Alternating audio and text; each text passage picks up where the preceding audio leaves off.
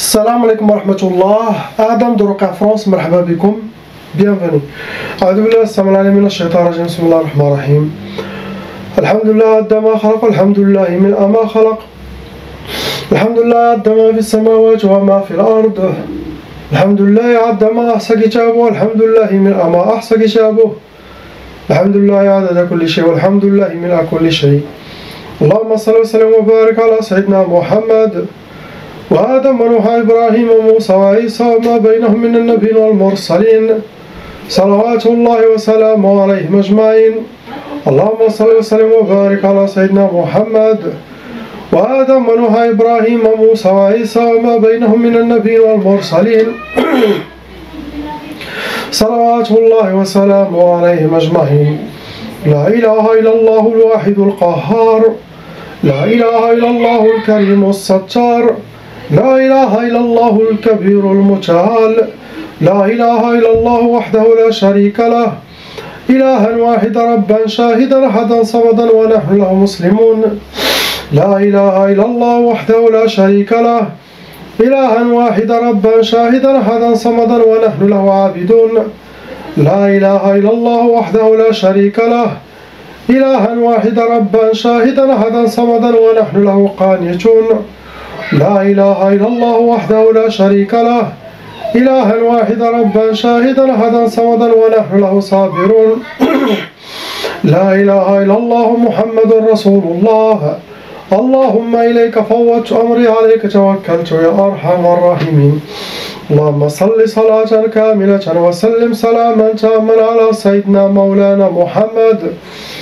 صلاة تنحل بها العقد وتنفرج بها الكرب وتقضى بها الحوائج وتنال بها الرغائب وأسن الخواتيم ويسقى الغمام بنور وجه الكريم وعلى آله وصحبه على كل معلوم لك يا الله.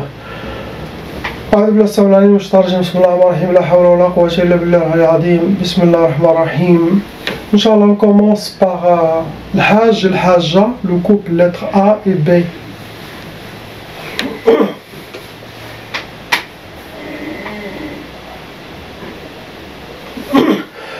Il y a 5 sorcelleries en total qui sont fonctionnelles dans votre vie. Possible, la sorcellerie date depuis longtemps.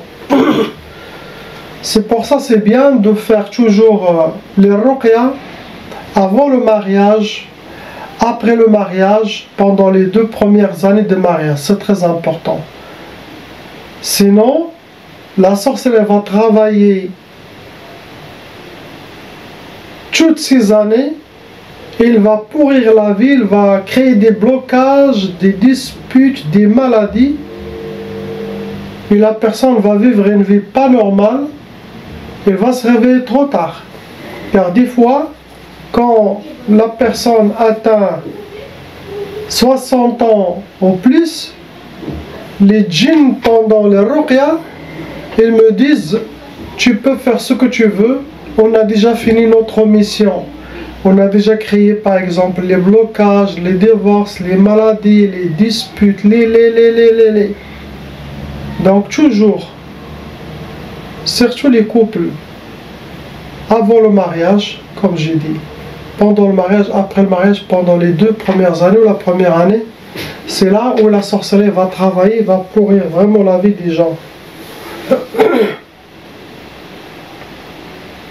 Il vous reste 4 djinns shayatin. Ça veut dire qu'avant ils étaient plus, ils étaient 9, 10, 11. Et là, ils reviennent vers les sorciers. Ils gardent 2, 3 toujours gardiens de sorcellerie. Au possible, vous avez déjà fait la ruqya, vous avez déjà enlevé plus de sorcellerie, mais il reste 5. Vous rentrez dans les cas lourds, car il y a de la sorcellerie légère, sorcellerie moyenne, il y a sorcellerie lourde. Sorcellerie lourde, ça veut dire qu'elle est faite par des sorcières, des sorciers professionnels. Ce ne sont pas des amateurs ni des débutants. Vous avez aussi déjà hérité la tchaba, ça veut dire que les parents aussi, ils étaient déjà victimes de sorcellerie des djinns. Et cette malédiction satanique de leur sorcellerie, ça descend, ça peut aller jusqu'à les enfants, leurs enfants, jusqu'à 6 générations. mais la sorcellerie vient de votre vie à vous. Vous avez hérité la tchava, mais la tchava il a déjà créé des problèmes familiales et ça pour que vous aurez la sorcellerie aussi dans votre vie. Chacun seul. Vos ennemis ils ont utilisé la catégorie Sihr al-Atar pour vous atteindre, pour vous envoyer de la sorcellerie. Ils ont utilisé l'Atar, ça veut dire qu'ils avaient quelque chose qui vous appartient. Cheveux, vêtements, maquillage, barbe, kuhul, miswak, des ongles, c'est nos photos de vous. Ils ont utilisé aussi Sihr al-Uqad, ça veut dire que ce sont des hijabat avec des nœuds, ou ils les ont cachés chez eux, les ennemis, ou ils les ont mis chez vous déjà. Ça peut être au bled, ça peut être où vous êtes actuellement. Ils ont déjà utilisé Sihr al-Madfoun, ça veut dire qu'ils ont déjà travaillé la sorcellerie, ça a été enterré. Le problème de ce sorcellerie enterré, ça peut toucher tous les membres de la famille. Pas seulement les parents, peut toucher les frères, sœurs, leurs enfants. Ça se transmet à tout le monde.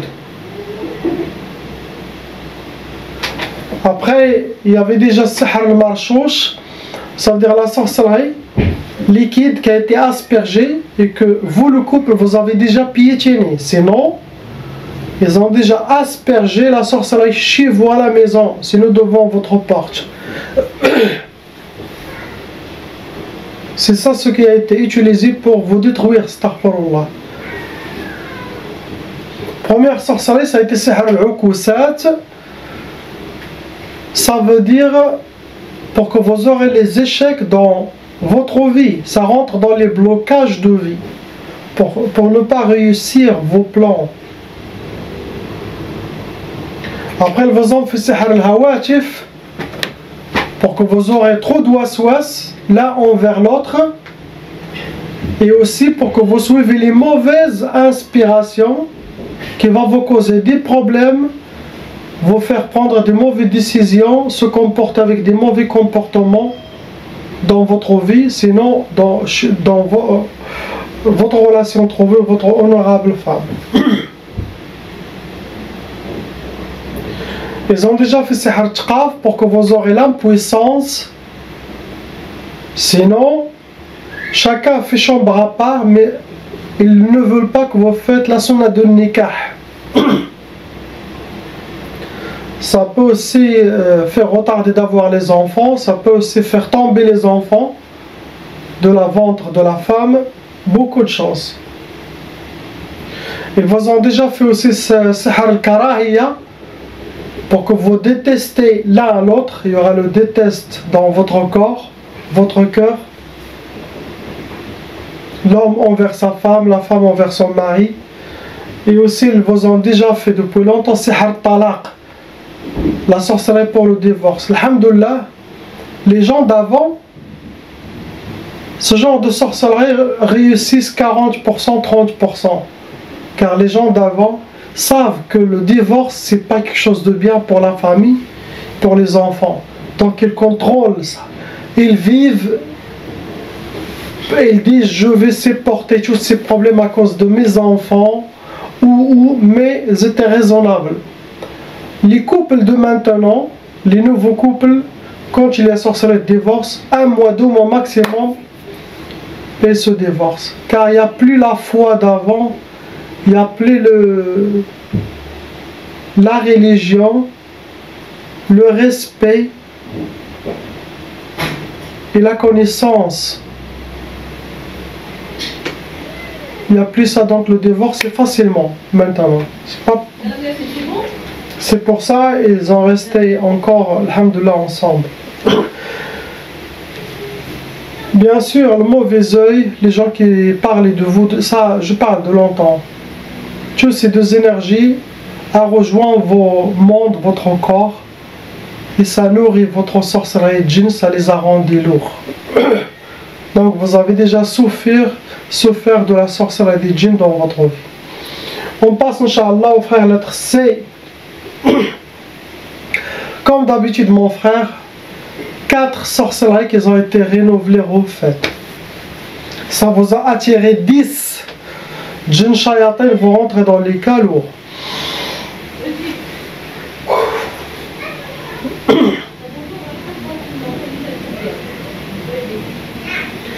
Ils ont utilisé l'Arsad, la catégorie de pour vous atteindre, nom et prénom, date de naissance, votre astrologie, possible votre prénom de votre honorable maman pour faire la sorcellerie.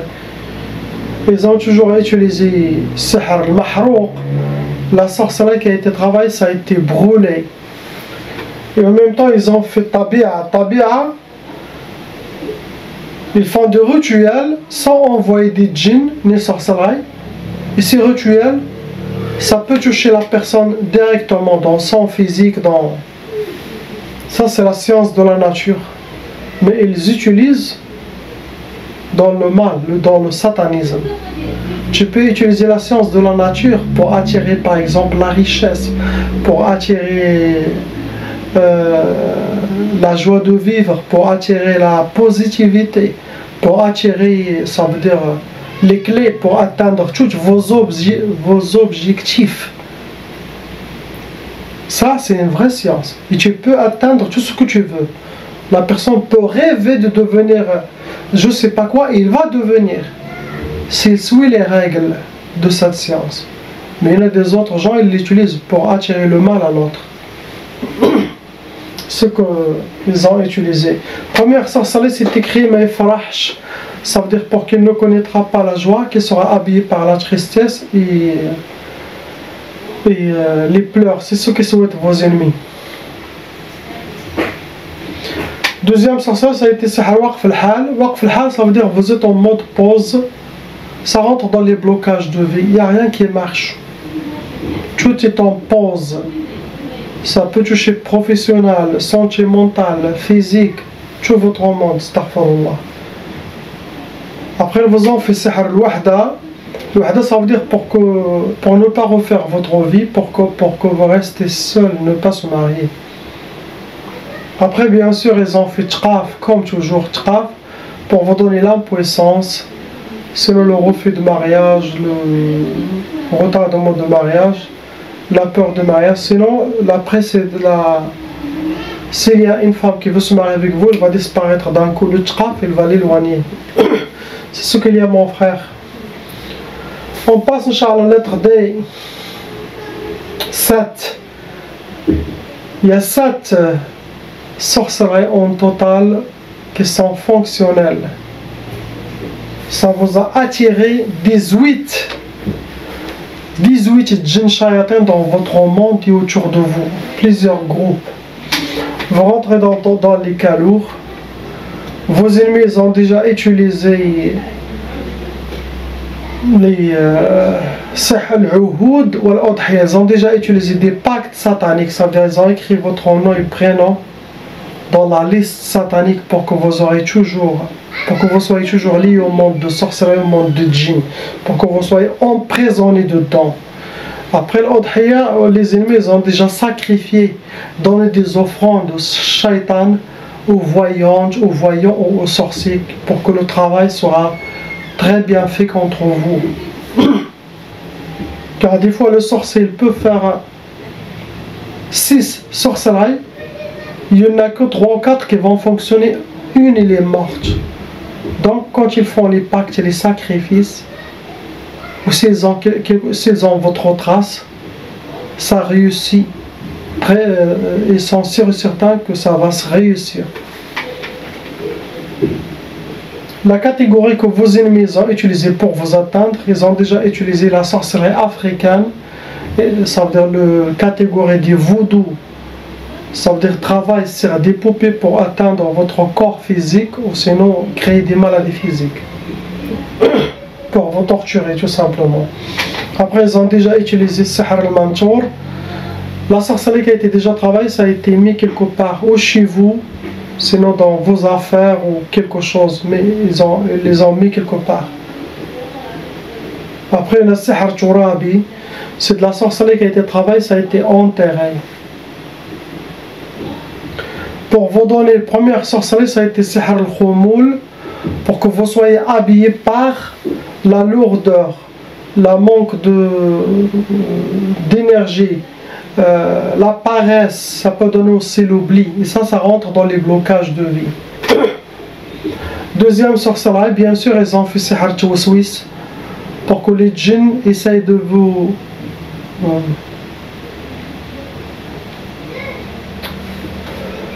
inspirer des mauvaises inspirations pour que vous suivez les mauvaises inspirations, pour suivre les mauvais chemins, faire les mauvaises actions, se comporter des mauvais comportements, et pour que vous allez dans les chemins qui ne sont pas bien pour vous. Tout ça c'est pour vous déséquilibrer, vous désorienter. Et ça, ce genre de sorcellerie, ça peut amener jusqu'à la folie. Donc il faut dire Alhamdulillah, merci à Dieu, que je suis encore vivant et je suis encore dans ma tête. De toute façon, si vous suivez mes vidéos, cette vie, elle est courte. La plus importante vie chez Allah, c'est l'éternité, c'est le paradis. C'est là. Cette vie, c'est une vie d'épreuve, car il y en a Satan, Shaitan, qui nous éprouve. Il y en a des shayatins humains, il y a des shayatins djinns, démons. Il y a beaucoup d'épreuves dans cette vie. On a notre ego, on a notre qarine. Il y a beaucoup de forces négatives. Tout ça, il faut qu'on garde notre cœur pour lui, pour Allah. On garde notre foi malgré les épreuves. Car des fois les épreuves, ça nettoie notre âme, ça nous nettoie ça nous purifie de nos péchés, pour que notre âme monte propre devant lui le jour du jugement. Donc, vous n'avez rien perdu, ne regrettez rien, tout est gardé dans la main d'Allah le jour du jugement pour vous. Vos ennemis les payeront dans cette dunya, dans cette vie de-là, et dans leur tombe. Car faire la sorcellerie, détruire quelqu'un, c'est pire que détruire Mecca, la Mecque. Un serviteur de Dieu, il est plus grand, plus cher que sa maison qui est dans la Mecque. Vos ennemis vont le payer et vous allez les voir un par un. Vous seulement priez, laissez les choses dans sa main. Utilisez votre foi et la religion. Vous allez être victorieux.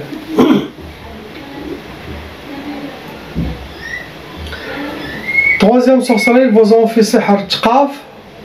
Ça peut donner l'impuissance sexuelle, ça peut donner le retardement de mariage, ça peut donner la peur des mariages, ça peut donner vous gardez toujours seul, pas pour ne pas refaire votre vie, pour que vous restez toujours seul dans la solitude, sans femme dans cette vie.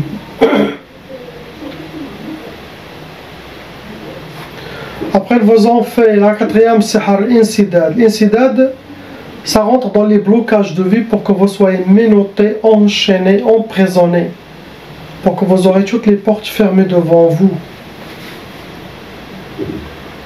Après, vous en faites sihar tabkhar.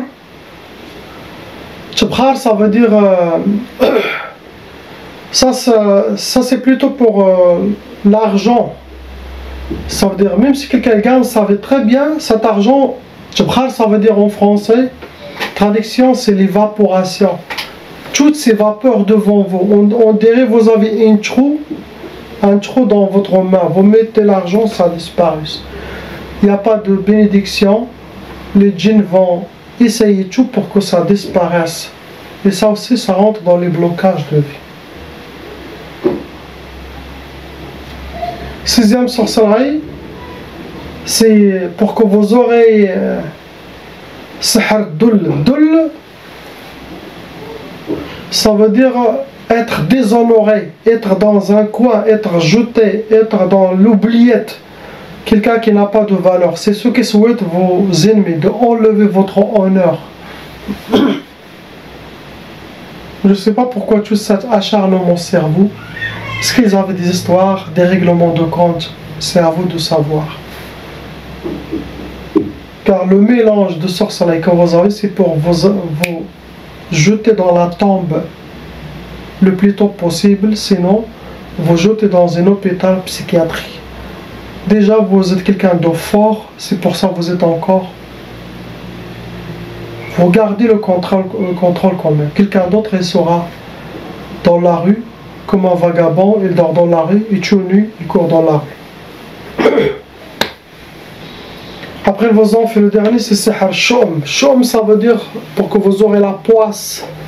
Rencontrer la poisse, être entouré par la poisse et vivre la poisse. C'est ce que vous avez mon frère. On passe à la sœur, lettre E. Ma sœur, vous avez trois sorcelleries en total qui sont fonctionnelles en vous. Ça vous a amené 6 djinns shayatin, vous rentrez dans les calots. Et aussi vous avez déjà hérité la tchaba. J'ai déjà expliqué la tchaba, qu'est-ce que ça veut dire.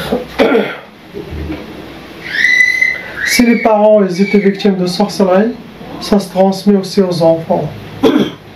Cette malédiction. Pour qu'ils vivent les mêmes sorts que leurs parents.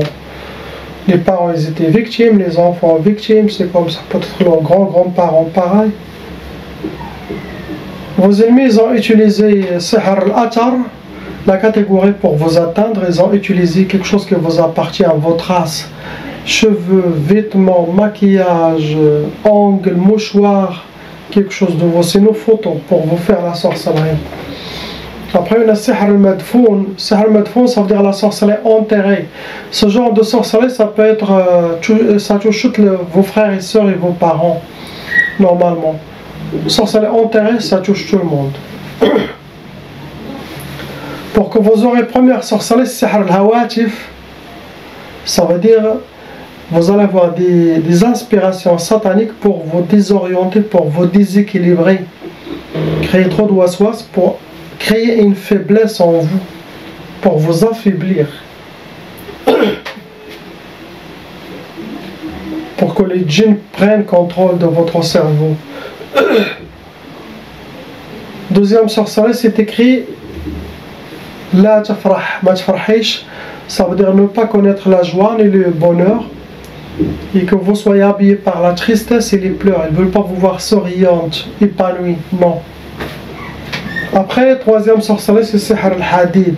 Le Hadid, ça se travaille avec des métaux lourds, et ça c'est connu, c'est pour créer des blocages. Cela dépend quel domaine vos ennemis souhaitent que vous aurez les blocages. Donc, c'est pour le blocage de vie, pour que vous aurez les portes fermées, ne pas rencontrer vos opportunités. Ce que vous avez, ma soeur, on passe aux deux anges, les enfants, lettre F. Ils n'ont pas de la sorcellerie, mais oui, ils ont hérité la tchaba. Ça veut dire les parents, ils étaient déjà victimes de sorcellerie des djinns, donc ça se transmet. Chacun de eux, ils ont eu déjà tchaba. Tchaba, ça veut dire ils attendent jusqu'à qu'ils commencent à grandir un tout petit peu. Et là, ça va commencer le mauvais œil, mauvaise énergie, négativité. Ça attire toutes les négativités sataniques et les djinns commencent à ouvrir, squatter leur corps, leur monde. Et cette tchaba va commencer à créer de la sorcellerie dans leur vie, comme ça ils auront les mêmes sorts que les parents. Il y a deux djinns qui s'occupent, qui sont chargés de s'occuper des anges, ces deux anges. Ils seront, Inch'Allah, ces djinns ils seront finis ou convertis. Comment ça marche chez Ruqya France? Première chose, il y a une chance qu'ils se convertissent. Ceux qui se convertissent réellement et sincèrement, on connaît, il y a des versets pour ça, pour le savoir. Ils rejoignent l'armée musulmane, ils travaillent avec les djinns musulmans pour aider leurs frères et sœurs à libérer les gens. Deuxième chose, il y en a qui se convertissent, mais ils mentent. Et avec le Coran, ça les montre qu'ils ont menti. Donc ceux-là, ils vont au présent. Tout ça, c'est dans le monde des djinns. Chaque groupe s'occupe de quelque chose. Et c'est très bien organisé. Ils sont emprisonnés pour quelques mois. Jusqu'à qu'ils font shahada, sincèrement, ils sortent. Troisième solution. S'il n'accepte ni la première, si la deuxième n'a pas servi, les épées, leurs têtes seront coupées, seront chez Allah, c'est lui seul qui va les juger. Car sinon, ils ne vont pas rester au présent. On ne peut pas les faire sortir car ils vont retourner chez le sorcier pour faire plus de mal et continuer leur donc. C'est ça comment ça marche. Il n'y a pas quelque chose d'autre. La ilaha illallah, Muhammad Habibullah, priez pour eux, qu'Allah il les libère tous, il nous libère. Le fait de prier sur quelqu'un, Allah, il exécute vos doigts sur eux et aussi sur vous. Et en même temps, c'est écrit le jour de jugement que vous avez prié pour quelqu'un et ça compte parmi les hasanat et ça efface vos péchés. Ne soyez pas radins de prier pour quelqu'un qu'Allah il les libère, qu'Allah il envoie cette épreuve de lui. C'est très bien. Ça c'est comme vous l'avez vraiment allé et enlevé les shayatans, les sorcelleries pour lui. Chez Allah il est compte et c'est très grand ça. Assalamu wa rahmatullah, barakallahu fikum, salam.